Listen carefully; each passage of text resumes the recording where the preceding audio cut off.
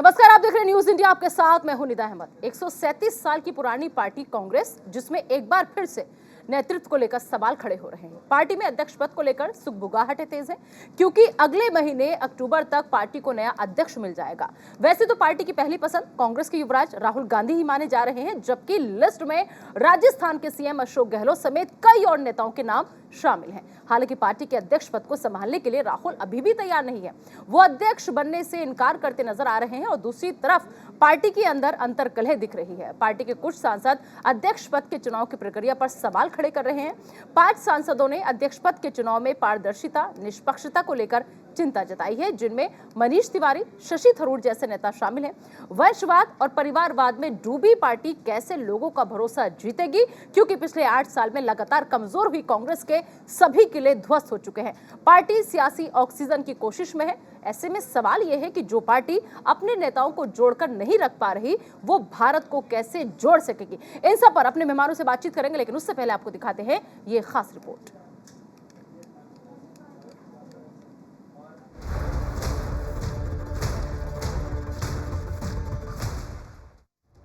कांग्रेस अध्यक्ष पद के लिए चुनाव की तारीख 17 अक्टूबर मुकम्मल की गई है।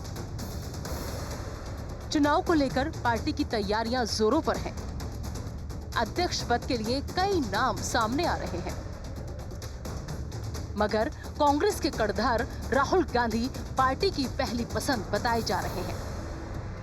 चुनाव को लेकर पार्टी के अंदर जारी मतभेद भी खुलकर लगातार सामने आ रहे हैं।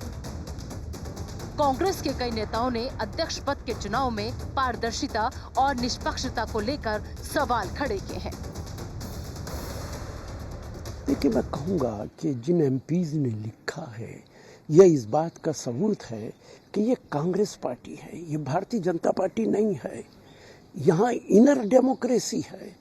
यहाँ पे जो एमपी, जो नेता चाहे वो लिख सकता है, वो बोल सकता है। क्या भारतीय जनता पार्टी के अंदर किसी एमपी के अंदर, किसी मंत्री के अंदर ये ताकत है कि वो नड्डा साहब को एक चिट्ठी लिख दें, मोदी जी को एक चिट्ठी लिख दें? बीजेपी को कांग्रेस से सबक लेना चाहिए। ये तो पूरे देश को क्लियर है कि राहुल गांधी की कांग्रेस पार्टी में जो आंतरिक चुनाव होते हैं, वो दरअसल चुनाव नहीं, वो मुग़ल सल्तनत स्टाइल ताजपोशी होता है। जिस प्रकार से वहाँ पर आंतरिक चुनावों को लेकर कांग्रेस के ही वरिष्ठ नेताओं ने बताया है कि वो किसी फर्जीवाड़े से कम नहीं है, आज उसी श्रृंखला में और 5 कांग्रेस के सांसदों ने, वरिष्ठ नेताओं ने कुछ ऐसी बातें उठाई है। हालांकि इनका आंतरिक मामला है, परंतु ये दिखाता है कि ना इसमें कोई पारदर्शिता है, ना इसमें कोई जवाबदेही है, ना कोई ट्रांसपेरेंसी है, और ये दरअसल एक फिक्स्ड मैच है, एक शैम है, एक फ्री एंड फेयर नहीं, फेक एंड फैब्रिकेटेड एक्सरसाइज है। चुनावी ऐलान के साथ ही कांग्रेस का बागी गुट एक बार फिर एक्टिव हो गया है। पार्टी के पुराने और कद्दावर नेता मनीष तिवारी, शशि थरूर, कार्ति चिदंबरम और अब्दुल खलीक के तेवर बदले बदले से नजर आ रहे हैं। इन सांसदों ने पार्टी के केंद्रीय चुनाव प्राधिकरण के अध्यक्ष मधुसूदन मिस्त्री को पत्र लिखा है, जिसमें लिखा है, हमारी राय है कि अध्यक्ष के चुनाव की नामांकन प्रक्रिया शुरू होने से पहले प्रदेश कांग्रेस कमेटी के निर्वाचक मंडल की सूची मतदान में हिस्सा लेने वाले मतदाताओं और संभावित उम्मीदवारों को प्रदान की जाए। इससे अनुचित मनमानी नहीं हो पाएगी।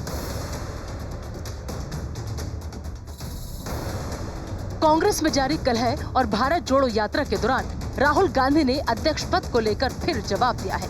राहुल ने साफ संकेत दिए हैं कि वो पार्टी प्रमुख पद के लिए पूरी तरह तैयार नहीं है। कांग्रेस के नए अध्यक्ष को लेकर चुनाव की तारीख आ गई है।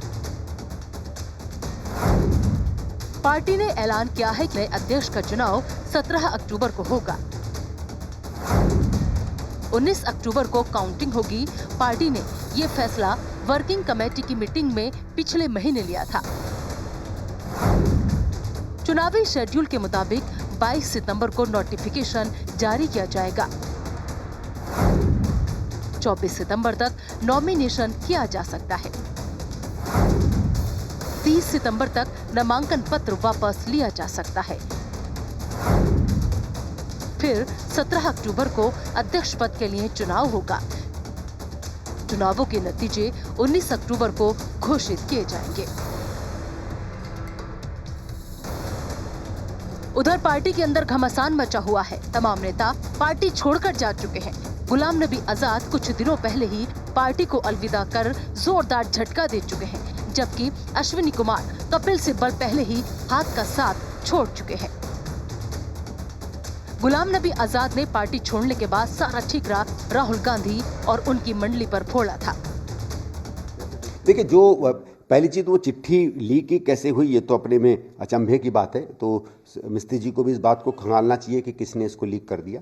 लेकिन उनका जो ये कहना है कि भाई हम लोगों को या जो भी हम में से रुचि रखते हो चुनाव की प्रक्रिया में, उसको वो लिस्टें मिल जाएं, वो अपने में जेन्युइन डिमांड है। तो जो भी मिस्त्री जी से तो मैं आग्रह करूंगा, भाई कोई एक समय निकाल लो जब आप फाइनल हो जाएंगी लिस्टें, और कहाँ किस तरीके से वो व्यक्ति जो डायरेक्टली इंटरेस्टेड है वो एक्सेस करना चाहे उसको जगह मिल जाए। पिछले 8 साल में अपना वजूद खो चुकी कांग्रेस के सभी किले ध्वस्त हो चुके हैं। कांग्रेस के काबिल नेता भी पार्टी को पीछे छोड़कर जा चुके हैं। पार्टी पूरी तरह टूट चुकी है और कांग्रेस के युवराज राहुल गांधी भारत जोड़ने निकले हैं। कई साल से जारी वंशवाद की प्रथा को खत्म करने के लिए कांग्रेस में घमासान जारी है। ये सच है कि आने वाले समय में पार्टी ने अपनी अंदरूनी कलह को शांत नहीं किया तो वो दिन दूर नहीं जब देश की सबसे पुरानी पार्टी दो खेमों में बंटती नजर आएगी। Bureau report, news India.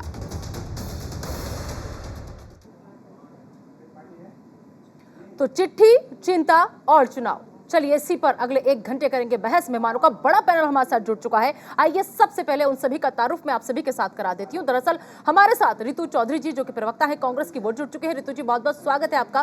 साथ ही साथ हमारे साथ सतीश लखेड़ा जी जो कि प्रवक्ता है बीजेपी के, वो जुड़ चुके हैं।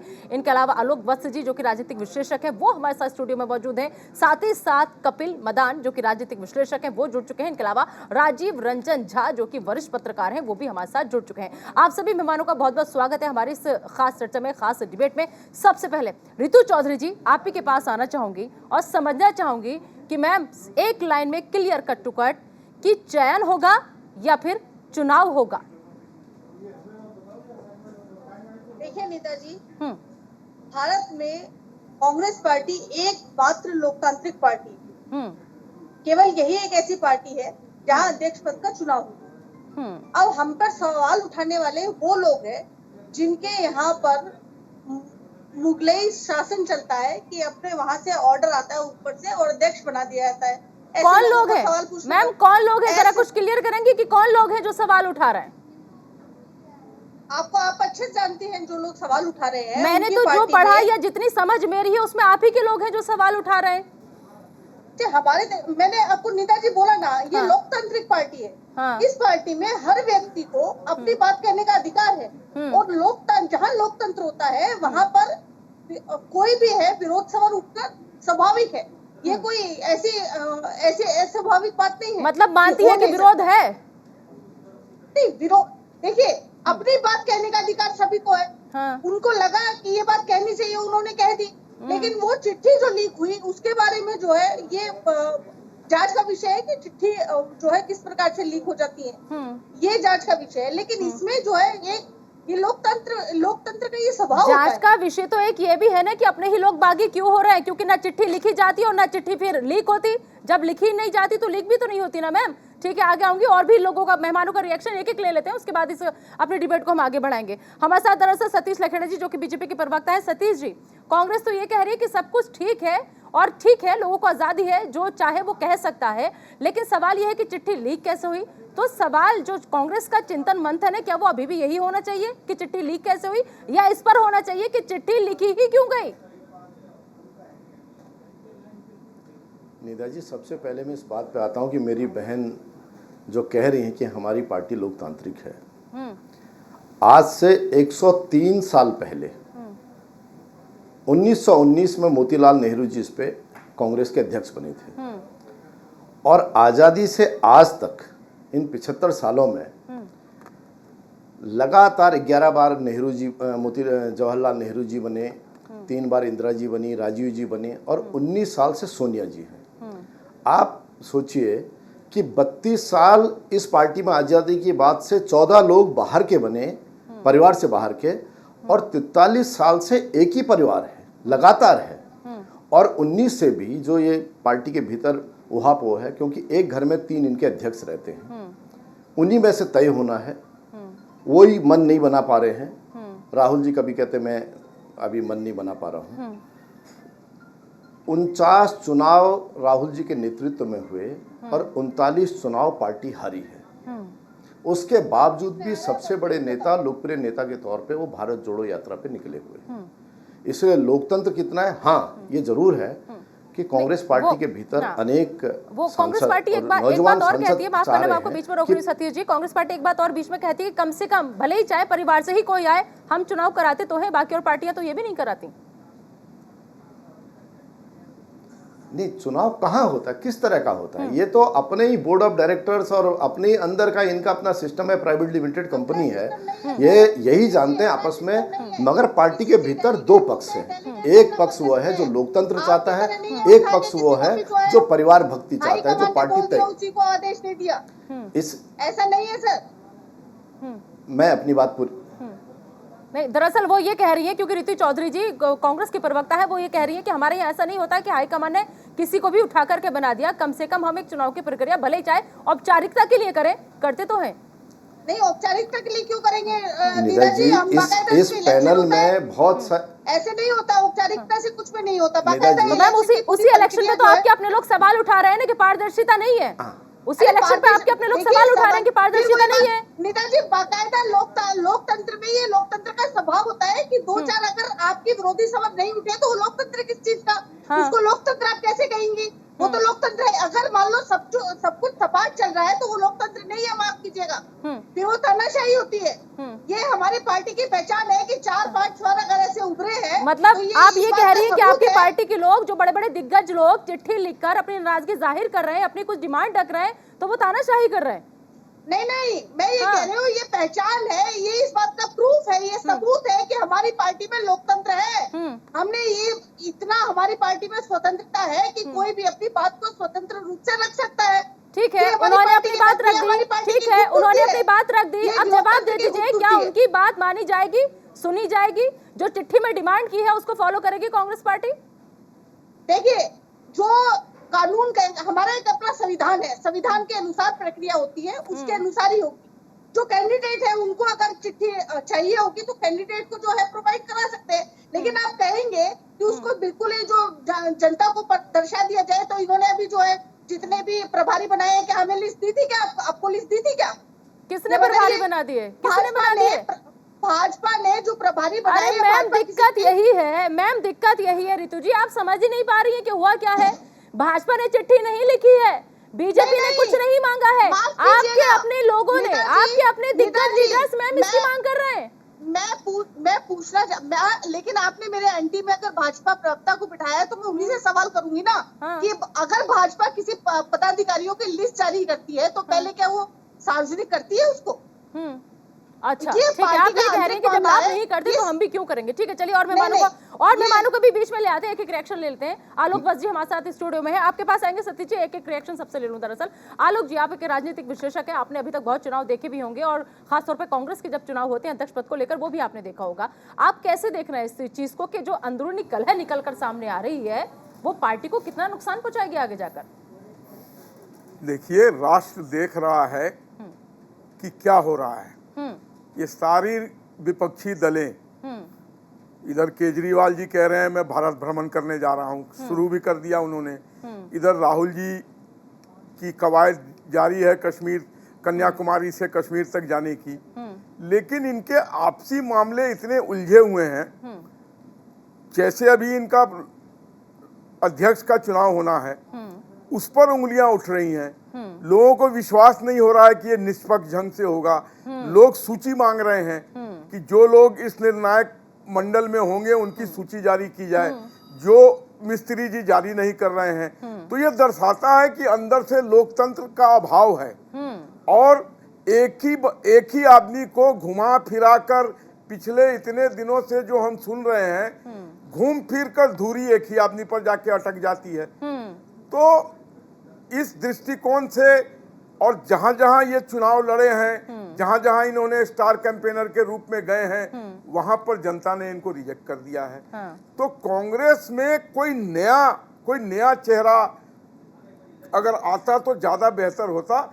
ये चेहरा चलने वाला नहीं है, लेकिन जबरदस्ती घिसे पीटे सिक्के को आप बार बार चलाने की कोशिश कर रहे हैं। ठीक है, कपिल मदान जी को भी लिया दे, राजनीतिक विश्लेषक है, वो उनको भी स्क्रीन पर लेकर आइए प्लीज। कपिल जी, आप कितने सहमत हैं? एक राजनीतिक विश्लेषक हमारे यहाँ आलोक बस जी भी बैठे हुए हैं, उनकी बात आपने सुनी, क्या वाकई में ऐसा है क्या कि अब इस चेहरे के साथ दिक्कत है पार्टी के दिग्गज लोगों को?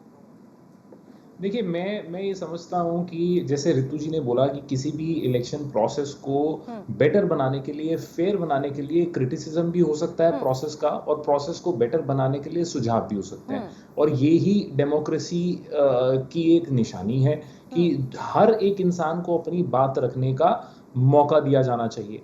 अब मुझे ये लगता है कि ये थोड़ा सा अनफेयर है ये बोल देना, क्योंकि अभी इलेक्शन अनाउंस हुआ है, अभी किसने कौन कौन लोग किन्होंने अपना नामांकन किया है ये अभी क्लियर नहीं है।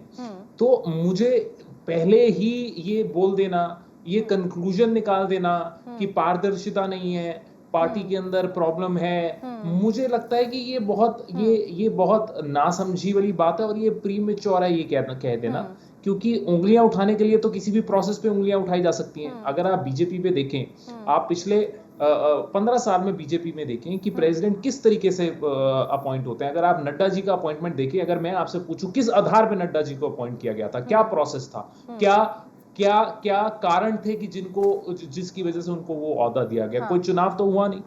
तो ये सिंपली ये बात बोल देना कि क्योंकि कांग्रेस पार्टी में एक या दो लोगों ने, नेताओं ने कुछ सुझाव दिए हैं या उन्होंने अपनी कोई मांग रखी है, ये बोल देना कि पार्टी के अंदर रिफ्ट है, डेमोक्रेसी नहीं है, मुझे लगता है कि ये ठीक नहीं है। ये बहुत ही इमेच्योर तरीके का कंक्लूजन है, और हमारे को इसको अवॉइड करना चाहिए। ठीक है, सतीश जी सुना आपने, कपिल जी को सुना आपने? सतीश जी वो ये कह रहे हैं कि अगर ऐसा हो रहा है तो दिक्कत क्या है? दरअसल वो एक राजनीतिक विश्लेषक है कपिल जी, जिनका ये कहना है कि अगर ऐसा कुछ भी हो रहा है तो बीजेपी को आपत्ति नहीं होनी चाहिए, क्योंकि अगर आप अपने यहाँ की चुनाव प्रक्रिया देखेंगे तो कम से कम उससे तो बहुत अलग है कांग्रेस पार्टी। आपके यहाँ तो पता नहीं चलता है कि कब कौन आकर के अध्यक्ष बन जाएगा। कपिल जी अगर निष्पक्ष तरीके से विश्लेषक के तौर पे अगर सोचेंगे तो उन्हें भी पता चलेगा कि भारतीय जनता पार्टी में पहले अध्यक्ष से लेकर वर्तमान अध्यक्ष तक इस पार्टी के पोस्टर चिपकाने वाले, दरी बिछाने वाले आए हैं। कोई राज परिवार के किसी प्रधानमंत्री के परिवार से नहीं आए हैं। यहाँ प्रधानमंत्री के पेट से प्रधानमंत्री होगा, अध्यक्ष के पेट से प्रधान अध्यक्ष निकलेगा। हमारे यहाँ खुली प्रक्रिया है, और मैं नेताजी बड़ी जिम्मेदारी से कहूँगा कि केवल भारतीय जनता पार्टी और वामपंथी पार्टियों में ही केवल ये प्रक्रिया है। बाकी देश की जितनी पार्टियां, कांग्रेस सहित और जितने क्षेत्रीय दल हैं, वहाँ परिवार के लोग हैं या उनके द्वारा सुविधा से कोई व्यक्ति को अगर रबर स्टैंप बैठा दें, नहीं तो केवल भारतीय जनता पार्टी, जिसमें पूरा चुनाव जाहिर होगा पूरे देश के। ऋतु चौधरी जी आऊंगे आपके पास। दरअसल एक मेहमान हमारे साथ और है बहुत देर से, और राजीव रंजन झा जी इंतजार कर रहे हैं, वरिष्ठ पत्रकार हैं। राजीव जी, जिस तरीके से आप वरिष्ठ पत्रकार हैं, जाहिर सी बात है कि आपने बहुत कुछ राजनीति के लिहाज से देखा भी होगा और कवर भी किया होगा।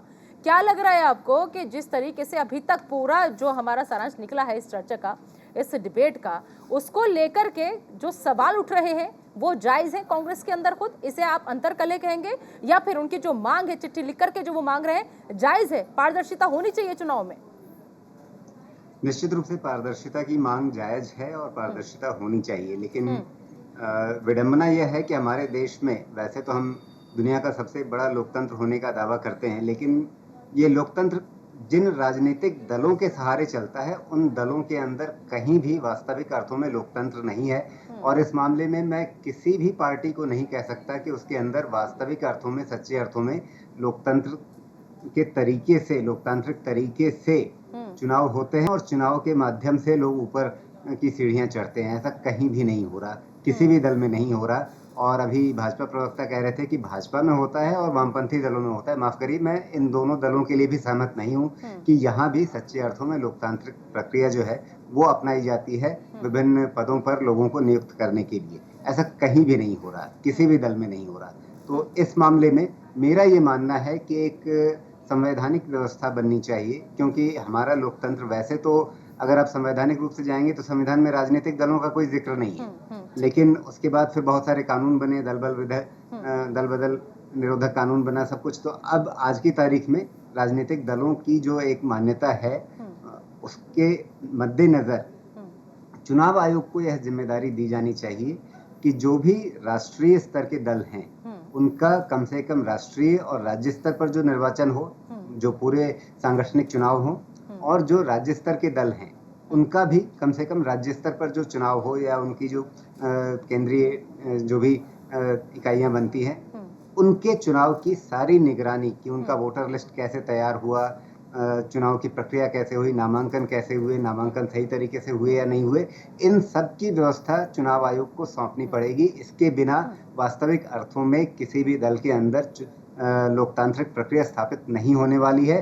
सब जगह किसी न किसी रूप में, कहीं पर परिवारवाद है कि एक जो पार्टी है वो फला एंड फला, फैमिली एंड प्राइवेट लिमिटेड, इस तरह से चल रही है। कहीं पर मतलब ये केंद्र के स्तरों पर भी है और प्रांतीय स्तरों पर भी है। और यदि भाजपा में देखें तो वहां भी आम सहमति बनाने की एक बड़ी अच्छी कंसल्टेटिव प्रोसेस है, इसको मैं मानता हूँ। लेकिन वो कंसल्टेटिव प्रोसेस जो है वो सतीश जी जो कि बीजेपी के प्रवक्ता है, आपकी बात सुनकर कुछ कहना चाह रहे हैं, सुन ले एक बार उनको। हाँ सतीश जी। नहीं, जैसे झा साहब बहुत सीनियर जर्नलिस्ट हैं, वो सबको एक सावधान 22 पसेरी कैसे हो सकते हैं। 98 से सोनिया जी एक पद पे बैठी हुई हैं और लगातार 21 साल तक बैठी रही, उसके बाद ब्लैंक हो गया और फिर राहुल जी बैठे और राहुल जी ने कहा मैं नहीं हूं, फिर वो कार्यकारी बन गई। ये कितना बड़ा मजाक है, इसको भारतीय जनता पार्टी से आप कैसे कंपेयर कर सकते हैं। पूरे देश के डेलीगेट, पूरे कार्यकर्ताओं के बीच से आदमी, हमारे वरिष्ठ जो कार्यकर्ता होते हैं, अनुभवी कार्यकर्ता, उनको जिम्मेदारी दी जाती है। कांग्रेस और बीजेपी में जमीन आसमान का अंतर है। लोकतांत्रिक तरीके से कार्यकर्ताओं को के तरीके से अवसर देने के तरीके से भारतीय जनता पार्टी इकलौती पार्टी है जहां साधारण व्यक्ति प्रधानमंत्री की सावधान 22 पसेरी नहीं होता है। लेकिन नियुक्ति और निर्वाचन में एक बुनियादी अंतर होता है। लोकतंत्र में आपको यह समझना पड़ेगा। और भाजपा में नियुक्तियों की परंपरा बन गई है, निर्वाचन की परंपरा नहीं बन पाई है।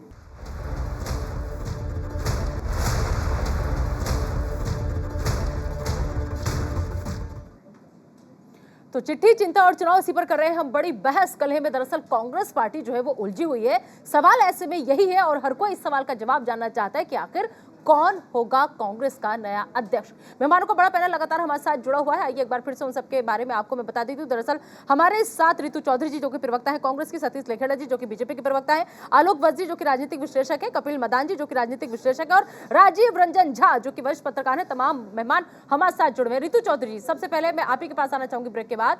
क्या कांग्रेस में जो घमासान मचा हुआ है उसको रोकने की कोशिश कांग्रेस की तरफ से की जाएगी, ताकि जो सांसद दबाव बना रहे हैं, अध्यक्ष के चुनाव को लेकर सवाल उठा रहे हैं, जिसकी वजह से पूरा बवाल मचा हुआ है, क्या उसको रोकने में आपकी पार्टी के लोग, उन्हें समझाने में कामयाब हो पाएंगे? मैम कि अंदर की बात अंदर ही रहे, घर की बात घर में ही रहे तो ज्यादा अच्छा है। नीता जी, पहली बात तो ये कि कोई घमासान नहीं मचा हुआ है। हाँ। ये एक स्वाभाविक सी प्रक्रिया है। ये दिग्गज जो है वो पार्टी से लगातार दूरी क्यों बनाते चले जा रहे हैं मैम? कोई घमासान नहीं है तो? आप देखिए, ये हर पार्टी का ऐसा स्वभाव होता है। जब भी कोई पार्टी सत्ता में होती है, विपक्ष में इस तरह की जो आवन जावन लगी रहती है, इसमें कोई बहुत बड़ी बात नहीं है। ये ऐसा होता है, ये स्वाभाविक है। और दूसरी बात की पार्टी में कोई घमासान नहीं है। ये बिल्कुल स्वाभाविक प्रक्रिया है। लोकतांत्रिक रूप से जो है चुनाव हो रहे हैं, उसमें किसी सदस्यों ने जो है अपना मैम घमासान का नाम जो आ रहा है ना बार बार, घमासान की जो स्थिति दिख रही है ना बार बार, वो इसलिए दिख रही है गुलाम नबी आजाद चले गए, कपिल सिब्बल चले गए, अश्विनी कुमार चले गए और आप ये कह रहे हैं कि कोई घमासान नहीं है?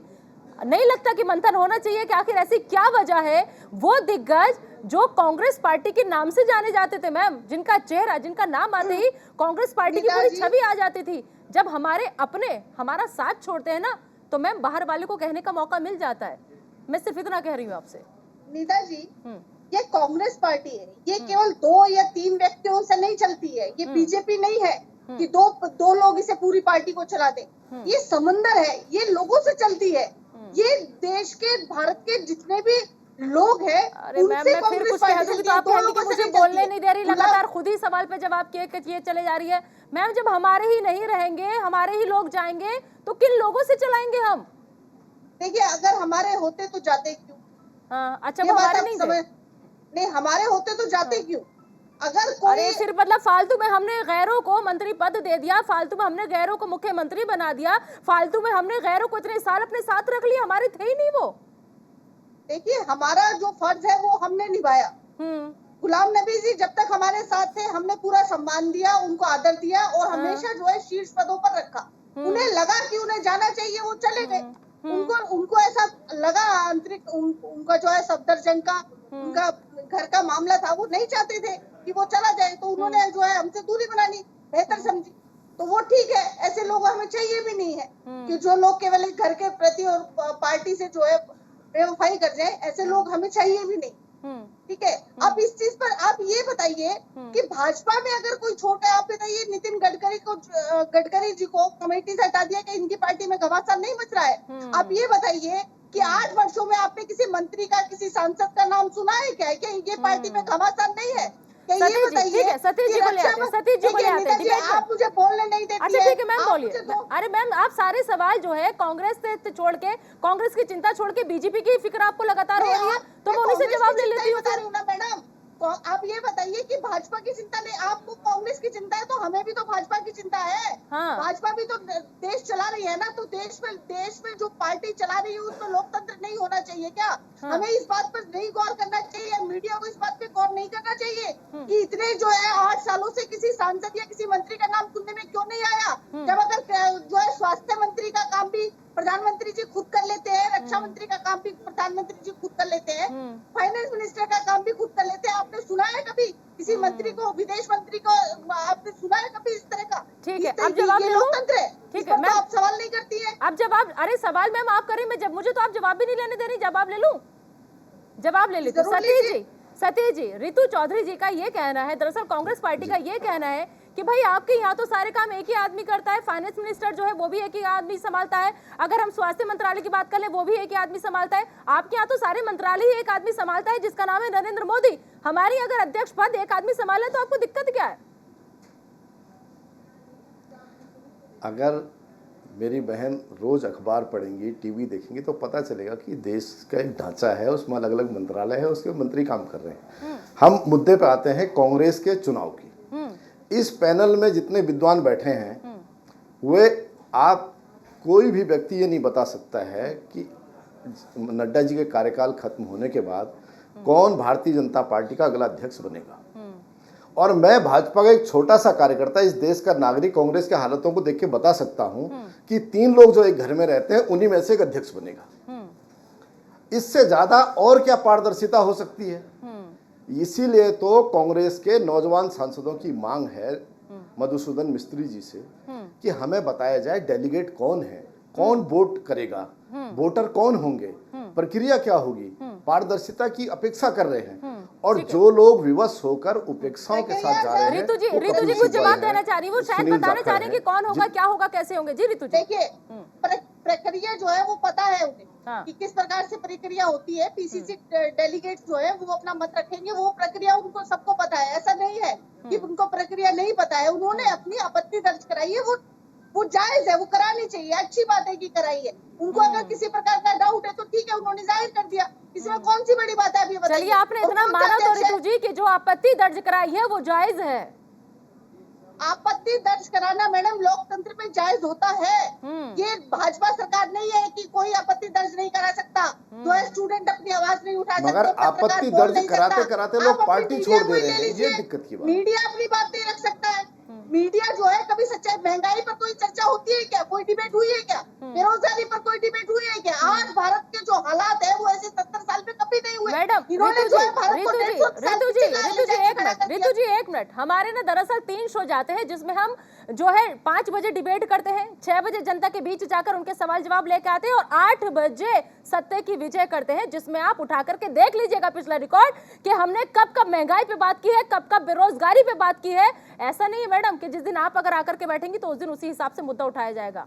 न्यूज इंडिया वो चैनल है जहां हर आवाज उठाई जाती है, आपकी सारी रैलियां दिखाई जाती हैं, आपके सारे बयान चलते हैं, आपके नेताओं की सारी बातें चलती हैं। आप भी अच्छे से जानती है इस बात को कि एक चैनल की बात नहीं हो रही है। हाँ। ये एक पूरे मीडिया के तौर पे मीडिया को मैं बात कर रही हूँ कि मीडिया को जिस मुद्दे पर बात करनी चाहिए, भारत के हालात पर बात करनी चाहिए, भारत की जनता के हालात पर बात करनी चाहिए, उस पर बात ना करके और मुद्दों को मोड़ा जाता है, धर्म पे बात करी मैडम, जाती है। भारत के जो हालात हैं, भारत के जो मुद्दे हैं, उन्हें दो राष्ट्रीय पार्टी तो चलाएंगी, जिनमें एक कांग्रेस और एक बीजेपी। इनकी तो बात करेंगे या फिर क्षेत्रीय पार्टी को उठा के रखते हैं? ठीक है, ठीक है मैम। आलोक बस जी को बीच में, हाँ एक मिनट, आपत्ति में नीना जी एक सेकंड, ठीक है, बोलिए बोलिए बोलिए। भाजपा सरकार में है तो भाजपा चलाएगी ना, आपने कांग्रेस का नाम क्यों लिया? कांग्रेस तो अपनी आपत्ति दर्ज कराती है तो हमें संसद में बोलने नहीं दिया जाता, हम लोगों की आवाज उठाने जाते हैं तो हमें बात नहीं करने दिया जाता, हमें संसद से बर्खास्त कर दिया जाता है। ये भाजपा का काम है, ये जो है मेंटेन बनाए रखना। आलोक बस जी को नहीं, आलोक बस जी और कपिल मदान दोनों को जरा स्क्रीन पे लेकर आइए, दोनों से मेरा एक सवाल होगा। ठीक है ठीक है ऋतु जी, ठीक है। आलोक बस जी और कपिल मदान जी, देखिए दोनों आप राजनीतिक विश्लेषक हैं। दरअसल अभी तक जो हमने बहस की उसमें एक चीज अच्छी देखने को मिली कि कांग्रेस से कुछ पूछो तो वो बीजेपी की फिक्र करने लग जाती है, बीजेपी से कुछ पूछो तो वो कांग्रेस की फिक्र करने लग जाती है। अपने सवाल के जवाब कोई नहीं दे रहा यहाँ पर। तो सबसे पहले कपिल मदान जी और आलोक बस जी, इन दोनों में से, दोनों राजनीतिक विश्लेषक हो, क्या आप सही देख रहे हो कि एक दूसरे की फिक्र होनी चाहिए? अच्छी बात है, लेकिन कम से कम जब अपने ऊपर बात आए तो अपनी भी तो फिक्र होनी चाहिए। बिल्कुल, पहले अपना घर आदमी समेटे फिर दुनिया की बात करे। तो आज की डेट में जो स्थिति बन गई है पूरे देश में और जिस तरीके से विपक्षी लोग एकता की बात कर रहे हैं, उससे तो ये साफ प्रतीत होता है कि अकेले इनमें दम नहीं है श्री नरेंद्र मोदी जी और भाजपा से टक्कर लेने की। लेकिन फिर देश की जनता ये भी देख रही है कि 5-5, 6-6 प्रधानमंत्री के प्रबल दावेदार हो गए हैं और जनता ये जरूर जानना चाहेगी, क्योंकि 1977 का जो जनता पार्टी बनी थी जिसमें सब दल ने विलय कर लिया था एक दूसरे के साथ और तब जाके जनता पार्टी बनाई थी, उसका एक्सपीरियंस देश को अच्छा नहीं लगा। 18 महीने में वो सरकार गिर गई और लोग आपसी खींचतान में चले गए और फिर छिन्न भिन्न हो गए, अलग अलग फिर से दलें बन गई, जिसमें भारतीय जनता पार्टी की भी पैदाइश हुई उससे निकल के। ठीक है। तो आज देश ये जरूर जानना चाहेगा कि अगर ये सारी विपक्षी पार्टियां एक होती हैं तो इसको लीड कौन करेगा, इनके प्रोग्राम क्या है, जो कॉमन मिनिमम प्रोग्राम है वो क्या होंगे। ये तो सबने साबित कर दिया खुद ही सारे विपक्षियों ने कि हमारे अकेले में दम नहीं है नरेंद्र मोदी को टक्कर देने का। हाँ ठीक है। कपिल मदान जी, ठीक है, कपिल मदान जी, क्या वाकई में यही वजह है कि अब बाकी तो और राजनीतिक दलों को लग ही रहा था कि अकेले टक्कर देना जो है नामुमकिन है? क्या जो खुद अंदर पार्टी के लोग हैं, जो बड़े वरिष्ठ लोग हैं, क्या उनको भी अंदाजा हो रहा है क्या इस बात का कि राहुल गांधी जो है वो अब जरूरी या मजबूरी के तौर पर तो नहीं देखे जा रहे? देखिए, ऐसा ये मैं नहीं समझता। देखिए, राजनीति के अंदर जो ऊपर जाता है वो नीचे भी आता है। हमने ये भी देखा जब बीजेपी स्टार्ट हुई 80 के दशक में उनकी 2 सीटें थी, वो 2 सीटों से आज यहाँ तक पहुंचे हैं। तो ऐसा सिंपली कह देना क्योंकि वो आज मेजॉरिटी में है, उनके पास नंबर्स हैं, उनके पास पावर है, ये बोल देना कि उनके अलावा तो देश कोई चला नहीं सकता। 70 साल देश चला। हम लोगों ने ग्रीन रेवोल्यूशन देखा, हम लोगों ने व्हाइट रेवोल्यूशन देखा, हमने 1971 की वॉर जीती, हम लोग मार्स पे पहुंचे, हम लोग चांद पे पहुंचे। ये सिंपली बोल देना कि सिर्फ नरेंद्र मोदी जी ही हैं जो देश चला सकते हैं, तो वो 8 साल का अगर आप कार्यकाल देखेंगे तो आपके 8 साल के कार्यकाल में ऐसा पहले कभी नहीं हुआ। इन्फ्लेशन सबसे महंगाई जो दर है आई थिंक इतनी 45 सालों में का रिकॉर्ड टूटा। अनएम्प्लॉयमेंट, बेरोजगारी का बहुत पुराना रिकॉर्ड टूटा। आज हम एक सिचुएशन देख रहे हैं जहाँ पे हेट क्राइम्स जो हैं वो इतने बढ़ गए हैं। नेता बहुत कॉन्फिडेंटली जाके हेट स्पीचेस देते हैं। तो ये सिचुएशन होगी और ये बोल देना, सिंपली ये एक बात बोल देना कि नरेंद्र मोदी जी के अलावा तो कोई और इंसान देश चला नहीं सकता, किसी के पास एक्सपीरियंस नहीं है, कैपेबिलिटी नहीं है। तो मुझे लगता है कि कपिल जी, आलोक जी कुछ शायद आलोक जी कुछ ऐड करना चाह रहे हैं। और दरअसल पहली बार ऐसा हो रहा है कि देखिए बीजेपी कांग्रेस तो आपस में वर्सेस होकर करती है काम, लेकिन यहाँ इस डिबेट में, इस चर्चा में दोनों राजनीतिक विश्लेषक भी इधर से उधर जाते नजर आ रहे हैं मुझे। नहीं, देखिए, ये कहना कि कोई इनएक्सपीरियंस्ड है, नहीं चला सकता, ये तो गलत बात है। प्रधानमंत्री नरेंद्र मोदी जी को कौन सा एक्सपीरियंस था प्रधानमंत्री बनकर देश चलाने का? मौका मिला तो उन्होंने चलाया। और जो बात ये कह रहे हैं कि इन्फ्लेशन का और बेरोजगारी का, तो हम इस देश में रहते हैं तो हमको ये भी याद रखना चाहिए कि हम इस दुनिया में भी रहते हैं। आज वैश्विक स्थिति क्या है? वैश्विक स्थिति में जितने भी बड़े देश हैं, जो आगे की पंक्ति में खड़े देश हैं, फर्स्ट सेकंड थर्ड फोर्थ के रैंक में आते हैं विश्व की इकोनॉमी में, उनके यहाँ भी डबल डिजिट में इन्फ्लेशन खड़ा है। उनके लोग भी त्राही इमाम कर रहे हैं। आज हमारे हिंदुस्तान के अगल बगल वाले देशों का क्या हाल है? पाकिस्तान बेहाल है, श्रीलंका बेदम है, बांग्लादेश दम तोड़ रहा है। ये सब लोग कटोरी लेके भीख मांग रहे हैं IMF के पास कि मुझे इतने बिलियन डॉलर दे दो, इतने बिलियन डॉलर दे दो। लेकिन आज उन सब के साथ भारत मजबूती से खड़ा है। 2004 से 2014 तक इन्फ्लेशन का एवरेज दर 9.5 से ऊपर था और 2014 से आज तक इन्फ्लेशन का दर 6.75 से ऊपर नहीं गया। तो इन्फ्लेशन भी एक तरीके से कंट्रोल में है। तो इन चीजों को यहाँ की जनता समझती है, तभी वो भारतीय जनता पार्टी को दोबारा तिबारा रिपीट कर रही है। अब कांग्रेस जहाँ जा रही है वहाँ पर 0.0 ऐसा नहीं है कि सिर्फ एक ही प्रधानमंत्री देश को चला सकता है। देखिए, मैं इन्फ्लेशन के बारे में इन्होंने बात करी, मैं कुछ जो हमारे प्रधानमंत्री साहब हैं उनके कुछ बयान थे। जब डॉलर 60 पे था तब वो बोलते थे कि डॉलर हमारा ICU में चल रहा है। अभी डॉलर 80 के पार हो गया, तो मुझे नहीं लगता कि वो मतलब शायद कोई वेंटिलेटर भी लग गया होगा। आई थिंक ये कह देना गलत नहीं होगा। 400 के सिलेंडर पे स्मृति ईरानी जी सड़कों पे थी, धरना कर रही थी। 1000 सिलेंडर हो गया, अब वो चुप हैं।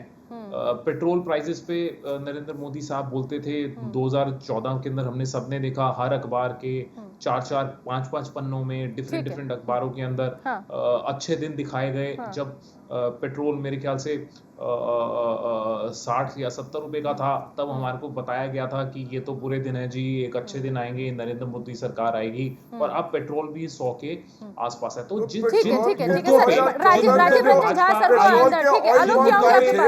उसका पेमेंट का टाइम दिसंबर से चालू हो गया विद इंटरेस्ट।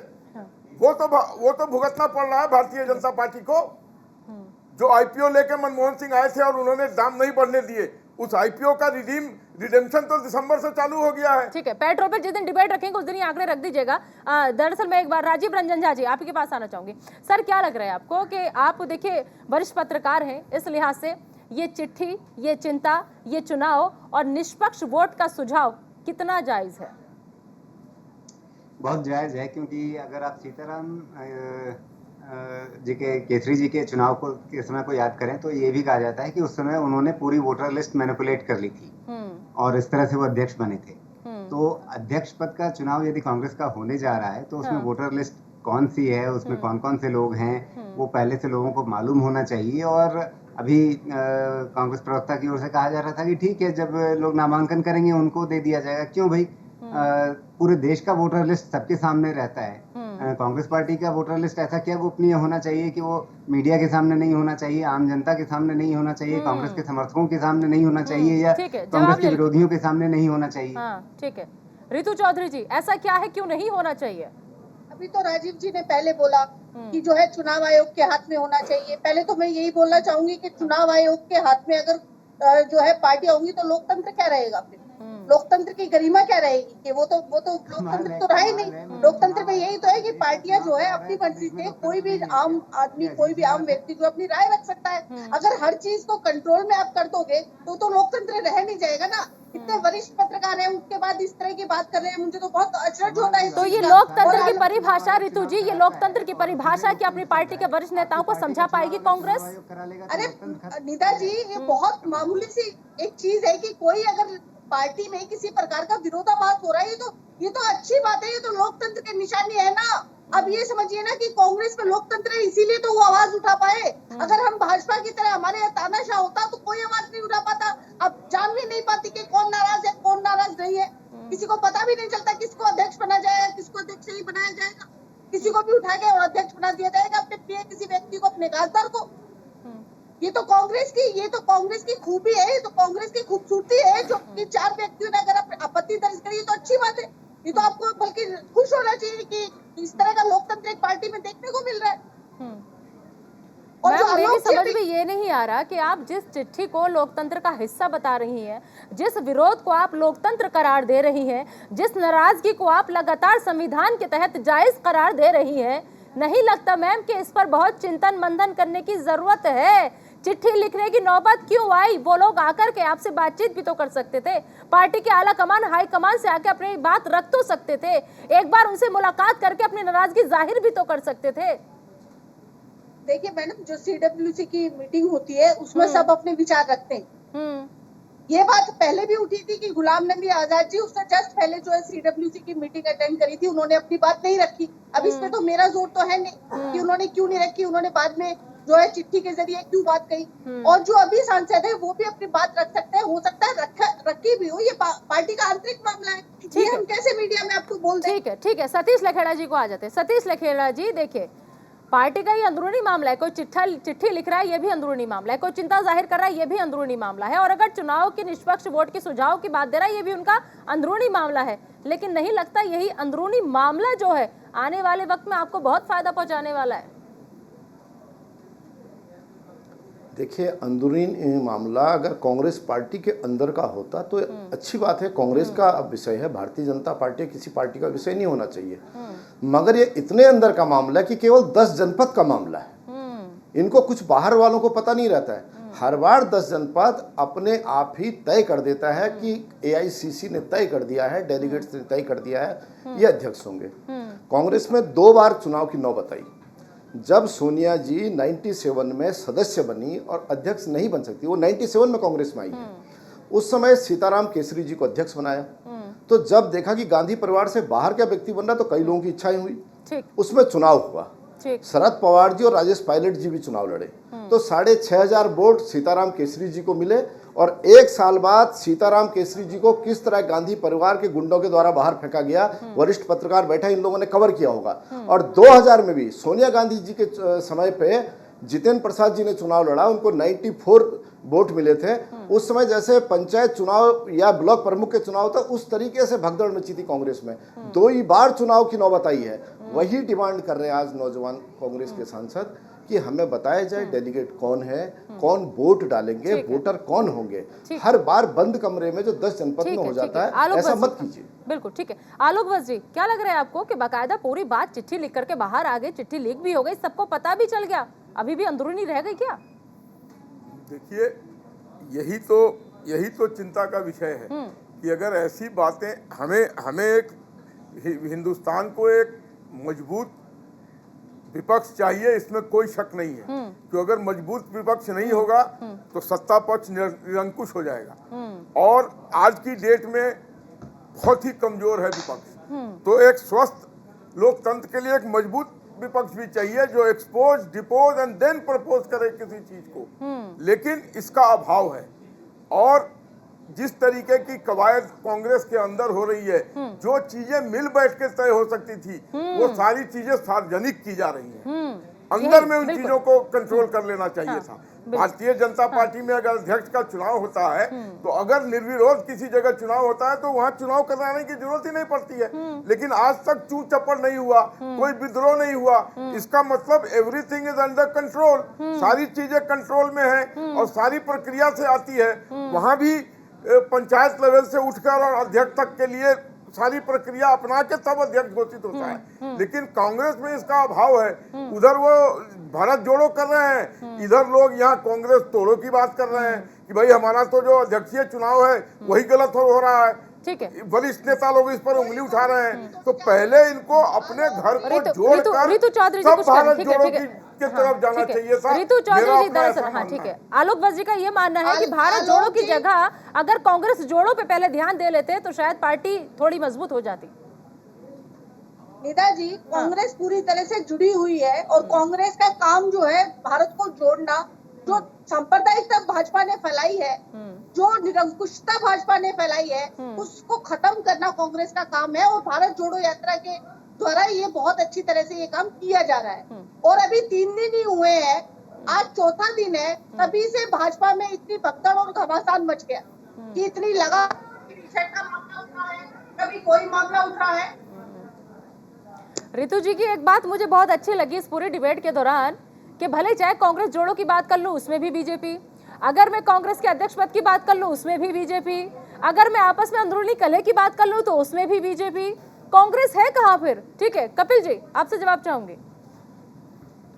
देखिए, कांग्रेस जो भी देश के जो भी मौलिक मुद्दे इस टाइम पे हैं, महंगाई का, बेरोजगारी का, देश में जो एक अराजकता और एक ये हेट स्पीचेस का जो एक ये ट्रेंड बन गया है, तो मुझे लगता है कि हर एक मुद्दे पे जो जनता के मुद्दे हैं जिनसे जनता की लाइफ इम्पैक्ट होती है, वो कांग्रेस उठा रही है। हमने अभी पास में देखा, रफाल के मुद्दे पे कांग्रेस सबसे आगे थी, उसके बाद हमने पेगासस देखा, पेगासस के मुद्दे पे कांग्रेस सबसे आगे थी, लखीमपुर खेरी हुआ, लखीमपुर खेरी में कांग्रेस सबसे आगे थी, महंगाई के मुद्दे पे कांग्रेस सड़क पे है। तो मुझे लगता है कि जो दायित्व है ऑपोजिशन का इस देश के अंदर, वो कांग्रेस निभा रही है, और ये दायित्व निभाने की वजह से हम ये भी देख रहे हैं कि किस तरीके से सीबीआई, ईडी और सेंट्रल एजेंसीज का दुरुपयोग भी उनके ऊपर हो रहा है। ठीक है, राजीव रंजन झा को जरा स्क्रीन पर लेकर आइए, वरिष्ठ पत्रकार हैं सर। राजीव जी, क्या लग रहा है आपकी कांग्रेस जो है अपनी ड्यूटी बखूबी निभा रही, जैसे कि कपिल जी कह रहे थे अभी, लेकिन कहीं ना कहीं दुरुपयोग कुछ चीजों का कांग्रेस के ऊपर ऐसा हो जाता है, भले चाहे वो उनके अपने लोग करें, कि जिसकी वजह से कांग्रेस कटघरे में हमेशा खड़ी रहती है। देखिए, कांग्रेस क्या कर रही है अगर उस पर बात करेंगे तो उसके लिए आपको अलग से घंटे भर की जरूरत पड़ेगी, या वो भी कम पड़ेगा, तो उसकी बात रहने देते हैं। एक समय नारा था कांग्रेस आई महंगाई लाई। कांग्रेस और भ्रष्टाचार ये दो ऐसे शब्द हैं जो आपस में समानार्थी या पर्यायवाची हो चुके हैं। तो इन बातों को रहने दीजिए, इन बातों का ये समय नहीं। ये विषय आज जो आपने रखा कि कांग्रेस में चुनाव, तो चुनाव के बारे में जब ऋतु जी पहले बोल रही थी कि चुनाव आयोग की जिम्मेदारी दे दी जाए तो लोकतंत्र खत्म हो जाएगा, तो मैं वही कह रहा था कि जो चुनाव आयोग सारे देश में चुनाव कराता है, पंचायत से लेकर के विधानसभा और लोकसभा तक और राष्ट्रपति पद तक के चुनाव कराता है, उसको अगर आपकी पार्टी की चुनाव प्रक्रिया की निगरानी दे दी जाए तो लोकतंत्र खतरे में पड़ जाएगा। मतलब ये क्या लॉजिक है, क्या तर्क है? और ये मैंने सिर्फ कांग्रेस के लिए नहीं कहा, मैंने सारी पार्टियों के लिए कहा, पूरे देश की व्यवस्था के लिए कहा कि ये व्यवस्था मतलब आज की तारीख में मैं किसी भी राजनीतिक दल को सर्टिफिकेट नहीं दे सकता कि उसके यहाँ पूरी तरह से लोकतांत्रिक तरीके से चुनाव होते हैं। कोई कम मतलब कहीं पर कुछ समस्याएं ज्यादा हो सकती हैं, जैसे कांग्रेस पार्टी में मतलब गांधी परिवार के अलावा कुछ हो ही नहीं सकता। अगर आप दूसरी तमाम क्षेत्रीय दलों को ले लें तो राजद में मान लीजिए यादव परिवार के साथ के अलावा और कुछ हो ही नहीं सकता। अगर आप समाजवादी पार्टी को लें तो यादव परिवार के अलावा कुछ हो ही नहीं सकता। अगर आप टीआरएस को लें तो मतलब हर पार्टी का यही मामला है। सबको अपनी अपनी चिंता, अपनी अपनी फिक्र ही रहती है, चाहे कोई सी भी वो पार्टी क्यों ना हो। ठीक है, ऋतु चौधरी जी, आखिरी में आपसे कमेंट लेना चाहूंगी। देखिए मैम, थोड़ी देर के लिए भूल जाते हैं कि आप कांग्रेस के प्रवक्ता हैं, लेकिन एक अगर मैं खाली दर्शक के हिसाब से बात करूं या फिर एक आम जनता के लिहाज से बात करूं या एक हिंदुस्तान के आम नागरिक के लिहाज से मैं आपसे बात करूं, तो नहीं लगता कि हाईकमान को इन्वॉल्व होना चाहिए? अगर इस तरह की कोई भी कलह में जिसमें कांग्रेस उलझ रही है, उसका सोल्यूशन जल्द से जल्द निकालना चाहिए। बिल्कुल निकालना चाहिए और निकाल रही है कांग्रेस। ये ऐसा नहीं है कि अगर कोई मामला उठ गया है तो उस चीज पे कार्रवाई नहीं करी जा रही, बाकायदा उस चीज पर कार्रवाई करी जा रही है और बात करी जा रही है। इसमें ऐसे थोड़ी है कि हर चीज को जो है, जो अंदर की बात है हम लोग बाहर आपको बता देंगे कि हम लोग इस चीज का कोई सॉल्यूशन नहीं ढूंढ रहे। ऐसा बिल्कुल भी नहीं है कि कांग्रेस में अगर कोई साथी नाराज है या किसी साथी की आपत्ति दर्ज हुई है तो उस पर क्यों नहीं कार्रवाई होगी? जरूर कार्रवाई होगी। ठीक है मैम, यही होना भी चाहिए। घर का झगड़ा घर में रहे तो ज्यादा बेहतर है और आसानी से सुलझ भी सकता है, लेकिन एक बार जब बात घर के बाहर निकल जाती है तो बहुत दूर तक चली जाती है। फिलहाल आप सभी मेहमानों का बहुत बहुत शुक्रिया आने के लिए, अपना कीमती वक्त देने के लिए। तो दरअसल आज हमने जानने की कोशिश यही की थी कि आखिर कांग्रेस जो है वो किस कलह में उलझी हुई है, और सबसे बड़ी बात यह कि आखिर कौन होगा अध्यक्ष, जिसको लेकर लगातार घमासान जो है वो मचा हुआ है। फिलहाल आज के लिए अभी के लिए इतना ही। आप दीजिए इजाजत, लेकिन बने रहिए न्यूज़ इंडिया के साथ।